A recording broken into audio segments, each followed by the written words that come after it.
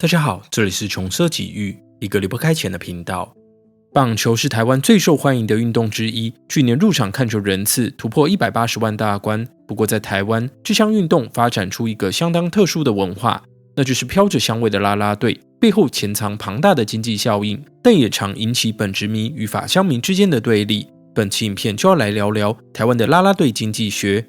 商业周刊统计指出，台湾的中职与两大篮球联盟每年吸引企业投入的金额高达50亿元，加上周边直播、商品与业配广告，总产值超过100亿。其中连续多年积极发展啦啦队的乐天桃园估算，他们的媒体曝光效益约有1亿，其中啦啦队的占比只超过一半。除了带来实际销售的利益，啦啦队更成为台湾棒球文化的一部分。每支球队去年举办的台湾日活动，就邀请乐天女孩出席表演。MLB 官网也介绍过啦啦队女孩是如何改变台湾人看球的氛围。以上所说的啦啦队文化并非台湾独创，在发源地美国，最初是由男生担任这项工作，而台湾当前的应援方式则来自同样热衷棒球运动的日韩。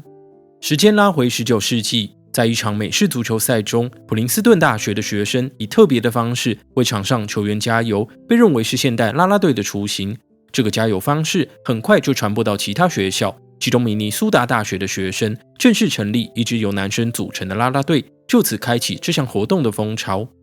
之后的几十年间，啦啦队都被认为是专属于男性的活动，直到第二次世界大战爆发，年轻男子被征召入伍，女生才逐渐成为啦啦队的主角，并陆续在超级杯等重大赛事登台表演。这项活动也传播到世界各地。镜头来到台湾，早期这里的啦啦队文化是仿效日本而来，太阳也与现在有很大的不同。当时台湾的啦啦队大多是由志工担任，拿着大鼓与小号等乐器演奏加油曲，球迷则用加油棒跟着音乐为球队应援。直到2005年，拉妞熊才成立专属的啦啦队，不过当时的啦啦队还没成为票房保证。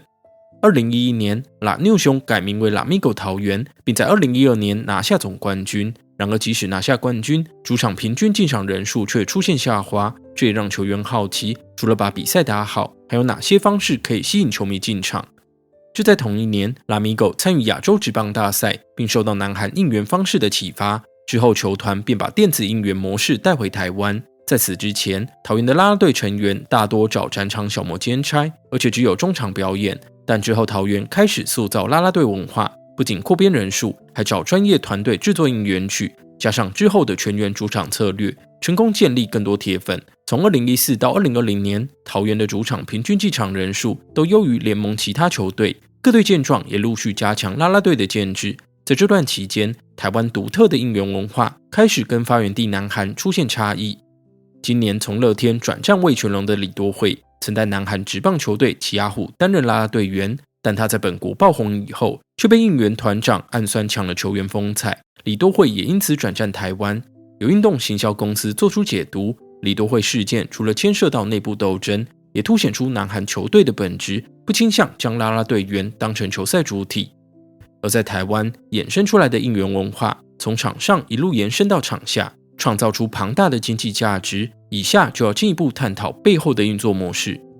首先看向球团，每支球队运营啦啦队的方式略有不同，例如乐天与富邦是由球团母公司旗下的子公司或部门承办经纪活动，此外也有球团是跟外部经纪公司合作办理。而在啦啦队成员的合约方面，有些人签署的是独占约，也就是由球团安排出场应援的费用以及业配分润，但也有些知名的啦啦队成员会有自己的经纪人，虽然签约的方式各有不同，但通常只有以球队啦啦队的名义承接活动，队员的收入才会由球团经手。有些时候依据合约规范，女孩们便可以个人名义接洽广告或商演。不过这套模式运作复杂，存在模糊地带，并也容易发生问题。例如在2024年初，乐天桃园的前领队与经纪人偷偷安排乐天女孩私接商演活动，不法金额高达2600万元。事件也延烧到其他乐天女孩，让许多人丢了正规商演的工作机会。即便如此，啦啦队与球团基本上属于相辅相成的合作模式。对球团来说，经营球队其实很烧钱。以上一季刚夺冠的味全龙为例，他们在2021年加入一军之前，加盟权利金加上球员薪资、球场管理等营运成本，至少就已烧掉了10亿元。虽然当前的中职已踏入大财团时代，球队背后有富爸爸支援，但仍然要找寻各种获利模式。其中啦啦队能吸引更多球迷入场，队员的变现能力也优于球员。有广告代理商透露，球员在赛季期间一周只能休假1天，很难花更多心力参与行销活动。而且更现实的状况在于，对于厂商而言，啦啦队员广告转传效益也比球员更容易出圈，只有少数球星的宣传效果能胜过啦啦队。而在啦啦队女孩本身，赛场其实是流量与各种变现管道的基础。事实上，啦啦队成员的基本收入并不高，像是台钢雄鹰去年发布的征才条件中就写到，啦啦队保底的年薪就只有50万元。而在隔壁棚的直男，也有啦啦队员因为跟经纪公司提起诉讼，自曝每月薪资不到2万。这时问题就来了，如果收入不高，工作辛苦，限制又多，为何还是有这么多女孩想要成为啦啦队的一员？重点就在于未来发展。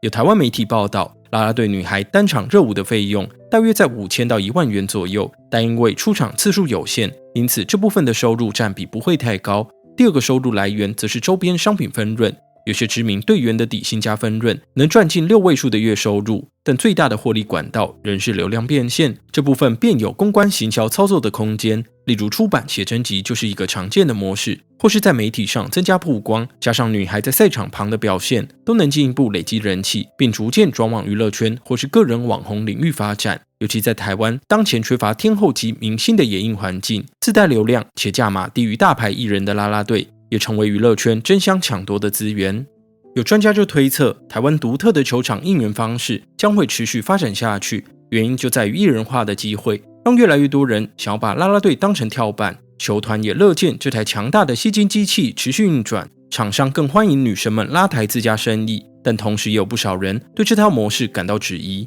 像是有人认为啦啦队本身带有物化女性与性别刻板印象的嫌疑，在大众眼中，男性球员是专业的运动员，但啦啦队却被视为外贸商品。虽然他们也相当努力练舞，但许多广告商看重的仍是姿色与名气。另外一派则质疑啦啦队的流行掩盖了球赛的本质，不过对此也有不少人指出，啦啦队与球赛并不是零和关系，重点是球团要合理分配资源，不能因此忽略对球员的投资与重视的程度。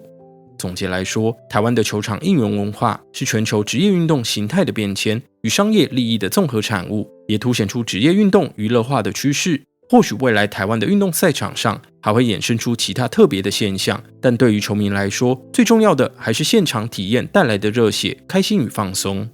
好了，这集的穷奢就到这里。对这个话题有兴趣的朋友，不妨在下面留言聊聊你们的想法。喜欢我们的话，可以加入频道会员，除了可以使用可爱的穷奢君贴图，还能支持我们维持日更创作。期待你的加入，拜拜。